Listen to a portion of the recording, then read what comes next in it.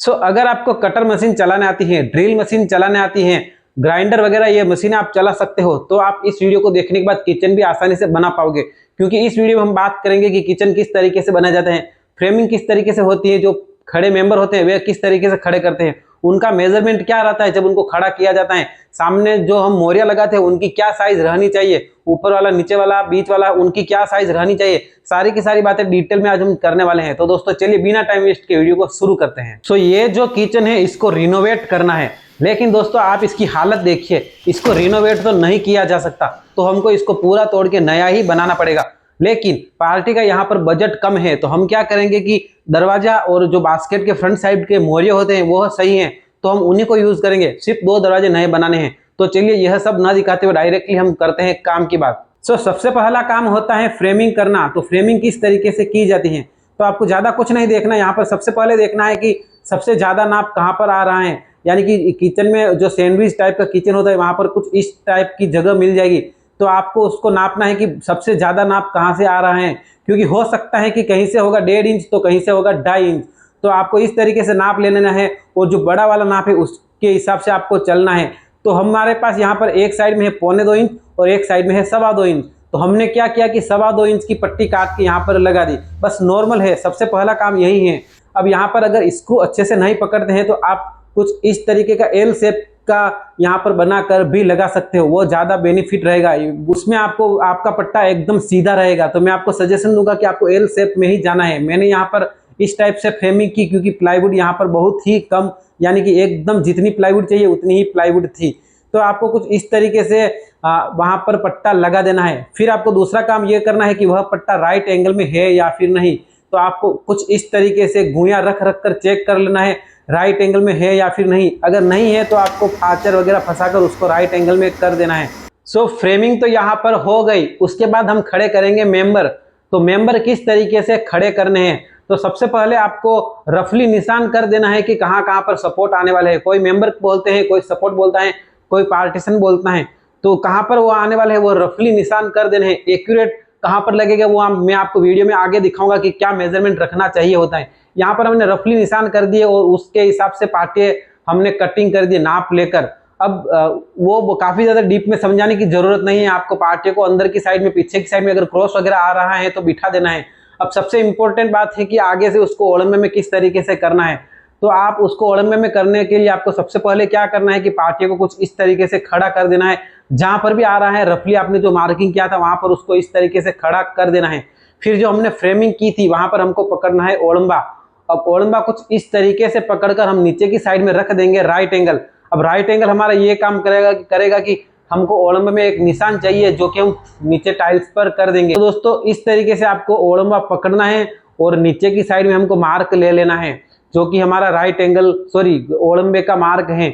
अब हमको क्या करना है कि ऊपर की साइड में जो फ्रेम की सीध में एक निशान कर देना है और नीचे जो हमने ओलंबा पकड़ के राइट एंगल रख कर निशान किया था उसको हमको पार्टिया के ऊपर उतार देना है। तो हम कुछ इस तरीके से वह निशान पार्टिया पर ले लेंगे।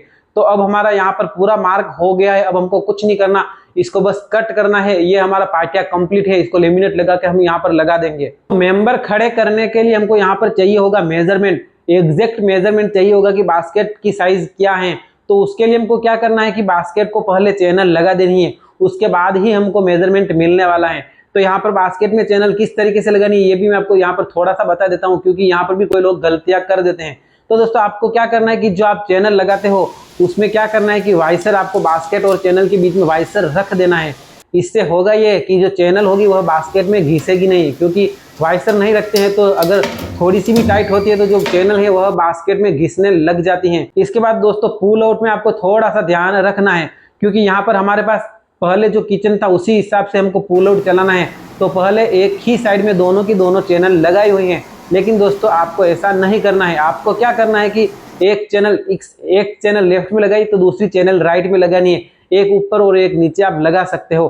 तो बस इतना सा आपको ध्यान में रखना है। इससे होगा ये कि जो हमारा पुल आउट है वह लटकेगा नहीं, उसको दोनों साइड सपोर्ट मिल जाएगा। तो यहाँ पर बास्केट में चैनल लग चुकी है। तो आपको क्या करना है कि चैनल टू चैनल मेजरमेंट लेना है और एक प्लाईवुड की पट्टी रेडी कर देनी है। काफी सिंपल है, जैसे कि आप वीडियो में देख सकते हो कि चैनल टू चैनल यहाँ पर हमने एक प्लाईवुड की पट्टी काट के रेडी कर दी है। बस अब यही हमारा मेजरमेंट है। काफ़ी दोस्तों ईजी हो गया ना। अब हमको क्या करना है कि जहाँ पर भी हम मेंबर खड़े करेंगे, एक मेंबर से दूसरे मेंबर के बीच में यह जो पट्टी है एग्जैक्ट इतनी ही जगह रहनी चाहिए। तो यहाँ पर हमारी बास्केट है वो एकदम इजीली स्मूथ चलेगी। तो हमारे पास मेजरमेंट आ गया है, तो उसके हिसाब से हम पार्टियां खड़े कर देंगे। पार्टियां खड़े करते वक्त आपको छोटी सी बात और ध्यान में रखनी है कि जो हमने ऊपर फ्रेमिंग की उसके राइट एंगल रखकर आपको पार्टियां खड़े करने हैं। उससे होगा ये कि पार्टियां इस तरीके से आड़ा टेढ़ा नहीं होगा, एकदम राइट एंगल में खड़ा होगा। और सामने से आपको ओलंबा चेक कर लेना है, बस इतना सा ध्यान में आपको रखना है और आपके पार्टियां यहाँ पर खड़े हो जाएंगे। अब बारी है बास्केट चलाने की। तो दोस्तों यहाँ पर वीडियो को थोड़ा सा ध्यान से देखना, क्योंकि कुछ यहाँ पर समझने जैसा है। तो बास्केट चलाने के लिए हमको सबसे पहले क्या काम करना है कि हमको मार्किंग कर देने हैं। मार्किंग किसके करने हैं? जहाँ पर हमारी बास्केट आने वाली है वहाँ पर हमको मार्किंग कर देना है, यानी कि हमको यह पता लग जाए कि बास्केट कहाँ कहाँ पर लगने वाली है। तो उसके लिए आपको क्या करना है कि सबसे पहले एक मार्क करना है फ्लोरिंग से 14 इंच ऊपर, यानी कि 14 इंच का नीचे का जो मोरिया यानी कि बास्केट के ऊपर जो प्लाई लगती है, जहाँ पर हैंडल वगैरह लगता है, उसको हम यहाँ पर मोरिया बोल रहे हैं। तो 14 इंच का नीचे का मोरिया हमको रखना है। अब वहाँ पर हमको 13.5 भी रख सकते हैं, अगर हमको, मैं आपको आगे वीडियो में बताऊंगा कि क्या प्रॉब्लम आती है, तो हमको 13.5 रखना है। तो हम यहाँ पर एक बार 14 इंच पे मार्किंग कर देते हैं।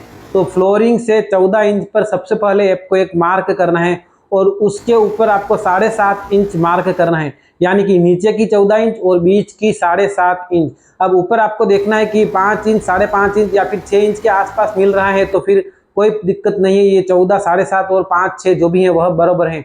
लेकिन अगर ऊपर 5 इंच से कम मिल रहे हैं या फिर 5 या 5.25 इंच भी मिल रहे हैं, तो आप चाहो तो नीचे का जो हमने 14 इंच किया था उसको आप 13.5 इंच कर सकते हो, यानी कि 13.5 इंच, फिर 7.5 इंच और फिर ऊपर जो भी 5.5 इंच के आसपास बचता है वो।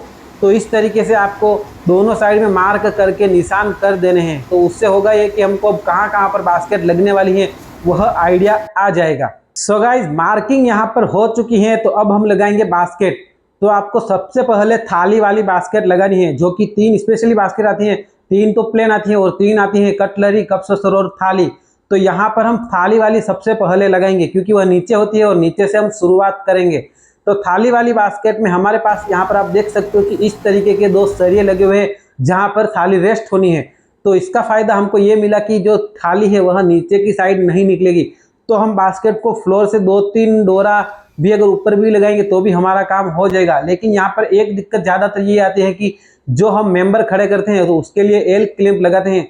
तो आप चाहो तो एल क्लैंप को कंसील करके लगा सकते हो, लेकिन वैसे थाली वाली बास्केट आती है तो हमको वैसे ही नीचे जगह छोड़नी होती है, तो एल क्लैंप कंसील करने की जरूरत नहीं है।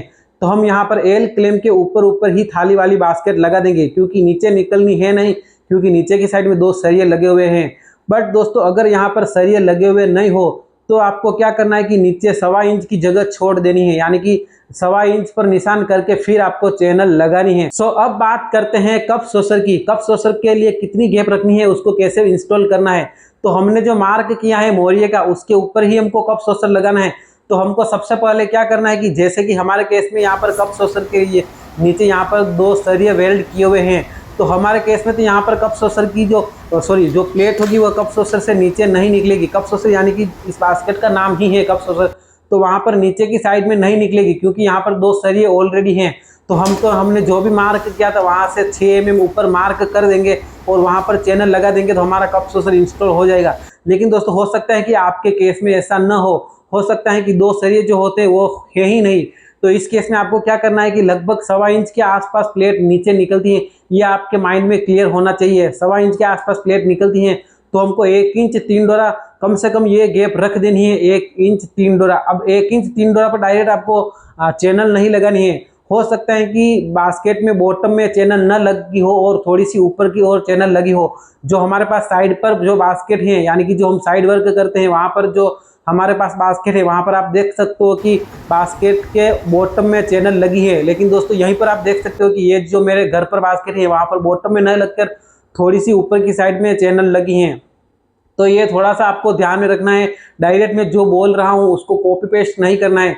आपको मेन ध्यान ये रखना है कि मोरिया, जो हमने मोरिया का निशान किया, उससे 1 इंच 3 डोरा या फिर 1.5 इंच के आसपास गैप आपको चाहिए। उसके बाद में आपको चैनल फिट करनी है। अब दोस्तों, इसके ऊपर आती है कप सॉसर। तो कप सॉसर में जो चैनल लगी हुई होती है वह बीच में लगी हुई होती है, यानी कि बाकी बास्केट में तो नीचे की साइड में लगी हुई होती है, लेकिन कप सॉसर में कटलरी में चैनल थोड़ी ऊपर लगी हुई होती है। तो यहाँ पर सबका अलग अलग मार्किंग अलग अलग मेजरमेंट हो सकता है, लेकिन ज़्यादातर यहाँ पर 2 इंच का मेजरमेंट होता है। तो यहाँ पर जो हमने मार्क किया था वहाँ से 2-2.25 इंच छोड़कर हम चैनल लगा देंगे, तो हमारी कटलरी जो है वह भी आसानी से यहाँ पर चल जाएगी। अब बात करते हैं प्लेन बास्केट में। तो दोस्तों प्लेन बास्केट में आपको ज़्यादा कुछ नहीं सोचना, जो भी आपने मार्किंग की है वहाँ से आपको 2-2 डोरा यानी कि 6 mm ऊपर निशान करके आपको निशान राइट एंगल में करना है। राइट एंगल में निशान करके खिल्ली मार के आप उसके ऊपर चैनल रखकर फिट कर सकते हो, तो आपकी वो 6 की 6 बास्केट भी चल जाएगी। तो इस तरीके से हमने यहाँ पर 6 की 6 बास्केट चला ली हैं। बास्केट चलने के बाद बारी आती है मोरिया फिट करने की। वैसे दोस्तों अगर मैं आपको इसमें डिटेल में बताऊंगा तो यह वीडियो काफ़ी ज़्यादा लंबा हो जाएगा, और मोरिया में आपको बहुत ज़्यादा इतना कुछ विशेष समझाने जैसा है नहीं, फिर भी मैं आपको यहाँ पर मोटे मोटे तौर पर समझा देता हूँ। अब आपको मोरिया फिट किस तरीके से करना है। हमारे पास जो बास्केट है यहाँ पर हमको पीछे से इस तरीके से क्लैंप लगाया हुआ है और उसके अंदर मोरिया फिट किया हुआ है। लेकिन दोस्तों आजकल जो बास्केट मिलते हैं उसमें ऑलरेडी एक यहाँ पर क्लैंप वेल्ड किया हुआ होता है और स्क्रू का होल भी दिया हुआ होता है, तो आपको कुछ नहीं बस उसमें ही स्क्रू लगाना है। लेकिन दोस्तों आपको बस थोड़ा सा ध्यान क्या रखना है, अब मैं आपको वो बता देता हूँ। जो हमने मार्किंग किए थे आपको बीच वाली गैप उसी मार्क के ऊपर रखनी है, यानी कि वह मार्क सेंटर में आ जाए उस तरीके से आपको रखनी है, क्योंकि हमने उसी मार्क के हिसाब से सारी की सारी बास्केट चलाई है। तो आपको उस मार्क को स्पेशली ध्यान में रखना है और उस मार्क के ऊपर ही आपकी गैप आनी चाहिए। और गैप कितनी होनी चाहिए यहाँ पर डिपेंड करता है कि आप क्या लगा रहे हो, एक्रेलिक लगा रहे हो, लेमिनेट लगा रहे हो या फिर क्या लगा रहे हो, उसके हिसाब से वहाँ पर आपको गैप रखनी है। मान लीजिए कि आप 1 mm का लेमिनेट लगा रहे हो तो आप 6 mm या फिर 5 mm तक की भी आप गैप रखोगे तो इनफ गैप आपको मिल जाएगी।